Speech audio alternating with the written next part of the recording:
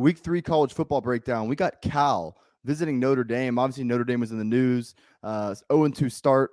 Outright loss at home last week to Marshall as nearly 3 touchdown favorites. They're favored once again here. Saw this at 12.5 earlier in the week, but Notre Dame down to 10.5 point favorites. This total was around 43.5, all the way down to 41. And yesterday got down as low as 40.5. So market is certainly on the under. Tyler Buckner, who started the first 2 weeks for Notre Dame at quarterback, is out. He might be out for the season with a pretty serious shoulder injury. So it's going to be Drew Pine stepping in. He's played limited time in college, hasn't been too impressive. And, given Buckner looked pretty poor last week as well, if Buckner beat Drew Pine out, I think that gives you a pretty good idea of what Notre Dame has at quarterback.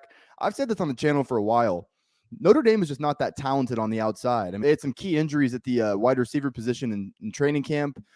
They lost their best running back off of last year's team, so they can't really run in between the tackles. They don't have game-changing, dynamic players on the outside. The one thing they do have is Michael Mayer, who might be the best tight end in the country. They're supposed to be really good on their offensive line, but a lot is being put on that group. And, sometimes it just comes down to if you don't have playmakers, you get performances like you saw last week. Because I don't think some of their offensive ineptitude was all on Buckner, all on the quarterback play.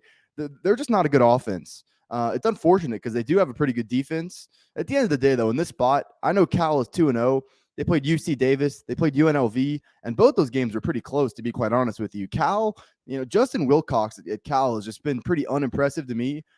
I thought he'd do a lot more there than he has. I mean, what is he, 5-6 years into his time at Cal? And they're virtually exactly where they were when he got there. If anything, they're just less explosive offensively.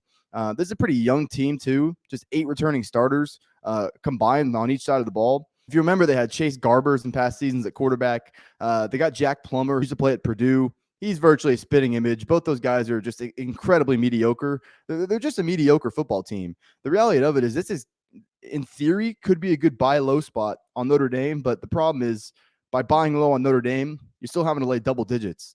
There's nothing about that offense with their backup quarterback.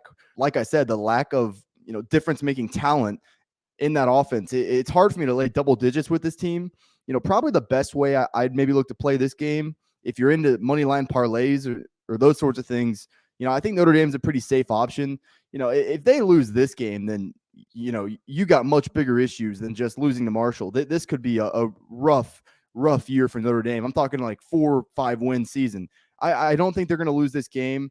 I'm not going to lay 10.5 with Notre Dame. I mean, I do agree with that market move towards the under. Cowan or Justin Wilcox just seem to have no aggression, no sense of urgency offensively. They have had some good defenses, but like I said, they're just a young team. This is the type of game that I do think Notre Dame comes back and takes care of business. I'm not going to lay the 10.5. I don't have anything official on this game. I've actually already released 4 best bets here for week 3. Gave those out this morning here on Wednesday. Plan to have the rest of my week 3 card out by Thursday. Main place you can follow to see what I'm on officially is Twitter. Follow me there at Fordham Betting.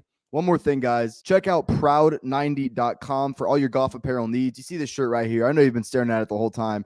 They got unique but very comfortable polos as well. They got t-shirts, hoodies, quarter zips. Browse their selection, and if you see anything you like at checkout, use code Fordham. It's going to get you 15% off your order. The rest of the information will be in the description below. Proud90.com, code Fordham. Support me, support Proud90, proud90.com. Notre Dame looked bad last week, and they deserved to lose that game to Marshall. I will say, though, while I didn't think Notre Dame was a top 5 team, I think they could be an example of a team that everybody was too high on them, and now that they lost that game at home to Marshall, perhaps the market is a little bit low on the Irish. I'm not going to lay 10.5 with them, but it's the only way I could play this game. So should be in low-scoring fashion. Do think the market has this game correct.